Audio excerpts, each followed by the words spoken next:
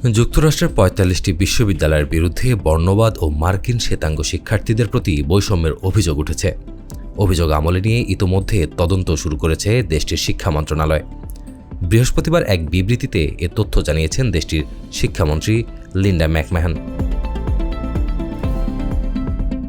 বিবৃতিতে তিনি বলেছেন, আমরা যুক্তরাষ্ট্রের বিশ্ববিদ্যালয়গুলোকে বর্ণবাদ ও বৈষম্যমুক্ত প্রতিষ্ঠান হিসেবে গড়ে তুলতে চাই এবং এই তদন্ত সেই কার্যক্রমেরই অংশ। মার্কিন শিক্ষা মন্ত্রণালয়ের নাগরিক অধিকার বিভাগ পরিচালনা করছে এ তদন্ত।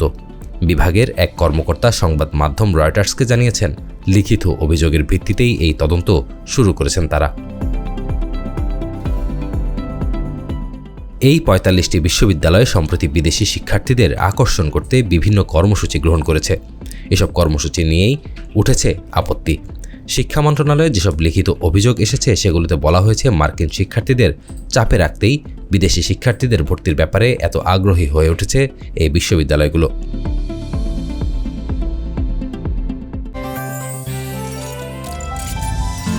গাজী গ্যাস স্টোভ রান্নায় আনে শিল্পের ছোঁয়া। এক বিবৃতিতে মার্কিন শিক্ষা মন্ত্রণালয় জানিয়েছে, এই ৪৫টি বিশ্ববিদ্যালয়ের বিরুদ্ধে যুক্তরাষ্ট্রে প্রচলিত নাগরিক অধিকার আইন লঙ্ঘনের অভিযোগ রয়েছে।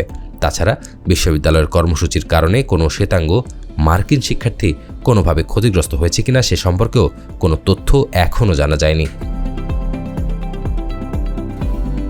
দেশটিতে যেসব জাতিসত্তা, লিঙ্গ ও বর্ণের লোকজন পিছিয়ে আছেন তাদেরকে সরকারিভাবে সহায়তা প্রদান করা হয়। তবে বর্তমান প্রেসিডেন্ট ডোনাল্ড ট্রাম্পের নেতৃত্বাধীন প্রশাসন এই নীতি মেনে চলতে আগ্রহী নয়।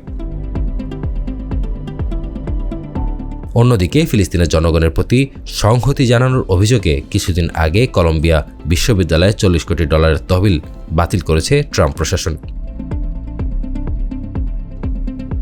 মহিবুল কাদের, জিটিভি নিউজ।